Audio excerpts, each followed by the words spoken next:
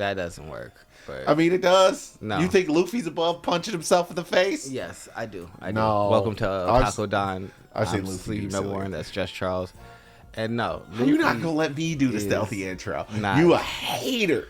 is not You are a hater. Luffy is not going to have to fight himself, but I do believe Luffy is going to have to fight Big Mom.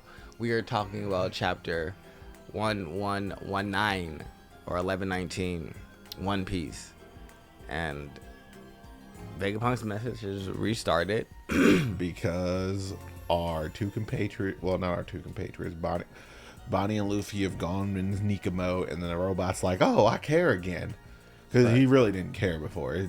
The Gorosei are such sad beings. It's like, haha, we beat the robot. No, I just don't care. And then next thing you know, oh, they're back again. Oh, I'm back. Oh, you guys really, so that means y'all didn't actually do anything to this robot. I don't know if Oda necessarily gets what he's doing with these guys, but every single time they set out to destroy something and they just kind of don't, they come across as more and more inept to me. See, it might just be a me issue. I feel like it's a you issue because for what I've seen in the Noshiro is zeitgeist, everybody thinks that they're pretty badass. Like, I just continuously see them fail to do things. I guess for me, it's not them failing. What have they succeeded at? I mean, they're only trying to do one thing, and they're currently in the middle of it. So they tried to stop the broadcast. The broadcast is officially restarted again. They tried to destroy the robot. They failed at destroying the robot. They didn't try to destroy the robot. Yeah, they did. They attacked the robot to stop the broadcast. I don't think that. I think that them feeling like they sent it to the ocean was a success. I don't feel like they ever were looking to like annihilate the robot. They just wanted the broadcast to stop. It wasn't about the robot. So they didn't stop the broadcast. They stopped some of it. Oda just used him as a narrative loophole to make sure that Will and D stuff didn't get out of here. Which is the first major takeaway I get from this. With them not stopping. Like, that doesn't matter to me. Like, them succeeding in a random mission is less impactful to me than seeing how powerful they are and seeing how much of an issue because right now all the Straw Hats are trying to do is escape. Yeah, but when it actually becomes time for them to actually have to do battle with the Gorosei, they have to come up with a solution for the immortality, and then once they have that fixed, they're not that difficult of a fight. I don't think that's going to be that easy, though. Like, I think they all have think Noshiro is actually going to be a difficult fight, but I'm pretty sure we've already lined that up. That's a Zoro fight. Swordsman versus swordsman. I don't think that's Luffy's. Like, heck, I don't even know if maybe the boar is Luffy's fight. Or maybe this just doesn't line up that each... I think it's going to be group fights. I think they're going to have to fight them in a group, like how Jinbei and Zoro are with North Shura. I think that is going to be multiple people. I think that they're going to command more respect. I don't think someone getting a fastball special means they constitute like being jumped. That was just getting Zoro to where he needed to be. Like, no, faster. but he's there, and I don't think that if Zoro starts to lose, or it seems like Zoro's on the back foot, Jinbei's just gonna watch him get taken down. We don't ever really know if Zoro's on the back foot. The man still hasn't put the bandana on. Well, no, he put the bandana on and then cut Lucci and then left. And then took the bandana back off and then they got him moving. Yeah, so I don't know if he's going to really just watch Zoro. But this chapter does start off with a conversation between Stussy and Kaku, with Kaku telling Stussy to get out of here because they're not friends, even though he's saying this with tears almost forming in his eyes. As tears well up in Stussy's eyes. He says this because he knows that Rod Lucci will not forgive Stussy. For what? Who's this on? What's like her being loyal to the people that she started with is an issue for him. Yes, you betrayed me. How so? First things first. She was working with Rob Lucci. She betrayed.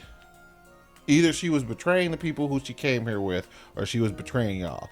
So first things first, you have no right to be surprised about her betrayal. There's no surprise here. She was either betraying one or the other. He's mad, and he don't care. You can be salty about it. I mean, but Rob Lucci doesn't seem like the most reasonable character, so I can agree with Kaku where he's like, because he should be a lot more reasonable because he's a loser. He is, but he's not going, and that's probably why he's going to be extra salty because he lost. He lost. He knows it's that just and then he went back to work for the people who cast him off. He lost based upon the cover story. They tried to kill him, and then he went back to working for him. Rob Lucci is just a sucker. I mean, I don't disagree with that statement. I do not disagree with that statement. And look at Bonnie and Luffy just having fun. Everybody was worried that Bonnie was going to have all the Nika abilities. I don't believe that to be the case because she is only able to throw one punch before she reverts back to her child form. I wouldn't really want her to, I want her to develop her own powers. I don't necessarily want her to be a clone of Luffy. I understand that this is an offshoot of that, but there's some... For me, I like that it doesn't seem like she has, let me copy your full abilities. It's just more of her childlike imagination and what she's seen Luffy do with stretchy arms and punching him. So she knows what the freedom form looks like. It looks like white hair and all that. So she takes that form and then she just does a giant punch like he does. What she needs to do is pull out Whitebeard's power and just punch the ground and end all this stuff. There are so many other ways that she can go about this. Oh, Luffy takes a fire blast directly on, turning into a giant balloon to protect the ship and the rest of the people from Mars. It works out. Luffy tells the giants to go ahead and protect the ship, and so they were going to do anyway. They said that they will, and the leaders tell the rest of the pirates to set sail, telling them that they need to stop dancing. The giants respond, but you two were dancing before. I mean, but regardless, this is not the time for that. And then we get to see Bonnie use hockey. I mean, she's been using hockey this entire time. She has to use hockey when she stabbed Saturn to begin with.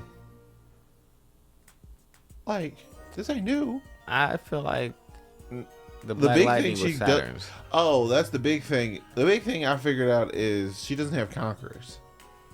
No. So she can't possibly employ this mode like Luffy can, even if she could awaken. She can't use conquerors to make the rest of the world rubber. So no, she's never going to employ it. It's not the same way. But they all use their strongest attacks. So strong right from Frankie, Diablo, Jambe, Hell's Memories from Hell. Wow, why can't Sanji? And then Bonnie does Giant Nika Punch because that's what she can think of as a child. So Luffy takes all that damage and then redistributes it to blast Mars out of the air like Team Rocket. Blasting off again. Because, now, if do you it think wasn't he'll for his be immortality, back? they'd probably just be dead by now. Do you think he'll be back quickly? Or do you think he'll be back? He can fly. He'll be back. I don't know how quickly he will be back. I don't know if he'll be back quick enough to actually stop everybody from leaving, which is the most important thing. Their goal is not to defeat them at this point. Their goal is to leave. Also, we see York communicating with Lilith telepathically, letting her know that we see Atlas, telepathically communicating with Lilith, letting them know that York is monitoring them. Because York is a narc. Yeah, and so it just is what it is. Hopefully we can. Punk Records blows up when they all leave. Well, no, York already said that Stella made it so Punk Records is going to stay forever because his ultimate goal is to distribute all the knowledge to the rest of the world. I get that, but I hope that we get to keep let's be real. Both of the they did a bunch of stuff they did not tell her. Vegapunk clones. Yeah, but I don't know. I hope we just get to keep both Vegapunk clones. Like, I don't want them to go away. Like, I like York. If we had to pick one, I'd pick Atlas. I like York because she was just lazy and then became like ultra spy lady. I hope that she does research so slow to the point where she's till when it's no longer useful when someone else puts out something else. That makes her perpetually behind. Also, the giant robot is now waking back up after hearing Luffy and Nika.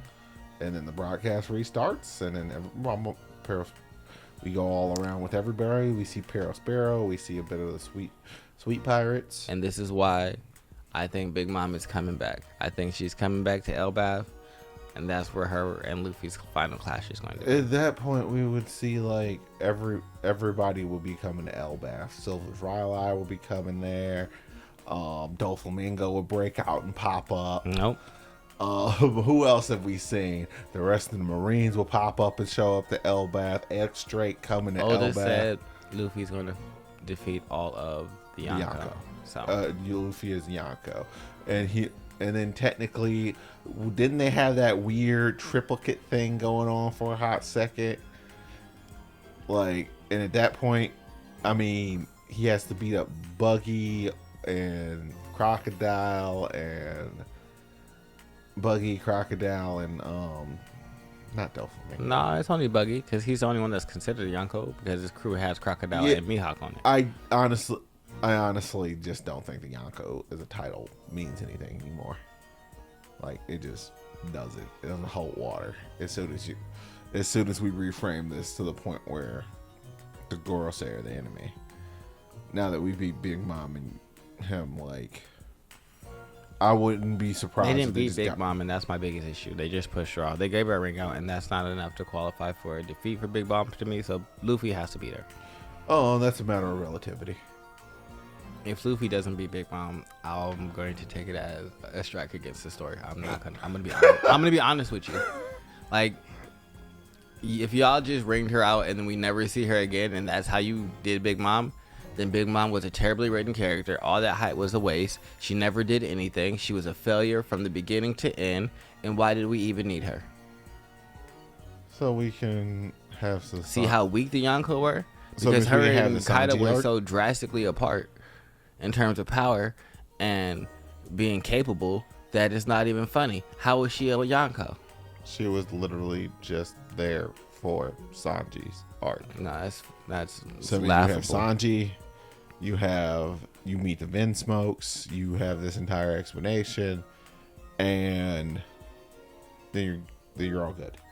Keep it pushing. No, like, I get that you don't particularly like it. Oh, it's not particularly likable. It's not also, good. she's just the weakest Yonko. Like, she's not stronger than Shanks. She's not stronger than Kaido. And Blackbeard was the fourth Yonko at that point. The weakest Yonko isn't my issue. It's the fact that Luffy didn't get to kill the weakest Yonko. Luffy hasn't killed any of the Yonkos. Well, that's a fact. But he should have been the one to defeat the Yonko. And not by Ringo and fucking a volcano. Like, that just does not sit right with me that it was realistically a volcano. You kind of need some people to get beat by crewmates or other people to validate their strength. Because immediately after they dealt with Big Mom, they went to go deal with a mixture of who do we deal with immediately? Blackbeard and Shanks. And they got washed. So that literally showed you the difference between. But I felt like they would have got washed individually by Big Mom too. Y'all jumped her, like y'all were covering up for each other's weaknesses. We are pirates. So, well, I guess for me that's like, fine. But it doesn't. I never took their strength to be that, because if Law was there when Shanks does the giant wave, he could have just shambled, roomed, and moved the ship. And they continue on. So, like, the fight would have continued. I don't think that goes the way you actually think. Well, I think if he doesn't move the ship, he moves the people. No, I think Heavenly Divide literally cuts Room in half, and it doesn't matter. I think he just moves the people. So once it doesn't matter that you cut this where this room is at. I've already moved us to somewhere else because he can teleport people. And I think there's also a misinterpretation misinterpretation of the way that we're seeing this. It's just like we think this is a projectile. No, we just swing the sword and things are cut. No, I think it's a projectile like Zoro's. And so I think that because we're just saying he would be able to move out of the way. Same thing with Blackbeard. Blackbeard wouldn't have had as easy of a time if it was Kid and Law. Also, so for me, it's just like, sure. Also, you're kind of saying like these situations are matchup dependent, which all situations are matchup dependent. I'm not saying they're matchup dependent. What I'm saying is that those two could stall and give a Yonko a hard time. That's what I'm saying. Regardless of what two it is. Just because Law has a really versatile ability, he's not a slouch, and the power that he lacks, Kid brings in just like brute strength. So them together can finesse at least a longer battle out of any of the Yonkos. So for me, it wasn't like, oh, this was Big Mom getting smacked and these guys are so much stronger than Big Mom. It's just like, now she realistically got jumped by two of the elites and still held her own. Was getting lost. And then got knocked off of the ring because they couldn't beat her. That's the shit. We don't know how to deal with her, so let's just push her away. I mean, they treated her like they treated Mars right now. An enemy that they can't do any damage to. They don't know how to deal with, so they say, you know what? We found a different way to do it. But ultimately, we think Mars is coming back. Because if he didn't come back, how would you feel? Like they're already the disappointment that they've been to me the entire time. Exactly. So since they've been a disappointment, then yes, this would make Big Mom a giant disappointment if she doesn't come back. I'm saying she served the purpose that she needed to serve. Narratively, so I mean, she can go pound sand wherever she is. Hell no. Like her popping back up, what does it matter? She's just gonna get beat up real bad. I need to see it. Like her popping up, I wouldn't even be surprised if Luffy doesn't even end up fighting her. Like Zoro or somebody cuts her into pieces, or like Sanji gets his comeuppance, even though it's just like, yo, you can't treat your daughter pudding like that, and then we just kick her all over the place. I need to see it. So it's like she's just an obstacle, and she's not really even an obstacle. We moved around her. We're done with her. I'm not with that. I need to see it. But other than that, there's not a lot else from this chapter. We get a couple more reactions. It pretty much comes down to South Pole agents were getting rescued by the Marines. And then I think we end up with I thought there was a double plate splash, or was that when Nika, or both of them? Yeah, we have a double plate slash of Wild Curry getting punched. Jumping off of the island to try and crash into the ship that's in the water, which kind of has some questions for, is this a devil fruit ability? Can he survive underwater? You have to be more submerged in the water than he actually is. But he's about to be submerged. If he had successfully did his attack, he'd have gotten all the way in the water and crushed that and would have just been in the ocean. I believe that this entire mess, I said it last week and I'll say it again. The cat's out of the bag, and the more they are officially in complete and total damage control mode. They are trying to mitigate as much as they possibly can, because ostensibly cat's out of the bag, the bell's been rung, eggs are cracked, they can't undo anything, so they're just trying to mitigate it and make sure everything is bad. And then they get this message just like, oh, the mess is restarted. It's like, God, I thought we at least dealt with that. I mean, that's fair. I guess we'll get an answers next chapter when we see the resolution, because the robot's name is Emmett, and it seems like Joy Boy is speaking to the robot, because it says, listen up, Emmett. It's time. So that seems like Joy Boy is talking to him in the present day. I don't think he's talking to him in the present day. I think he's just remembering what he was saying. Is like, but we'll know next chapter. Yep. Break next week. War Cruise, and then there is a break next week. But you look so goddamn exasperated when you found that out. It was like, oh. Other than that, I guess like, subscribe, comment, share, do all the things since there's a break next week. But we do love you, and we'll come to you next week talking about Tower God. We will. Bye-bye. Bye-bye.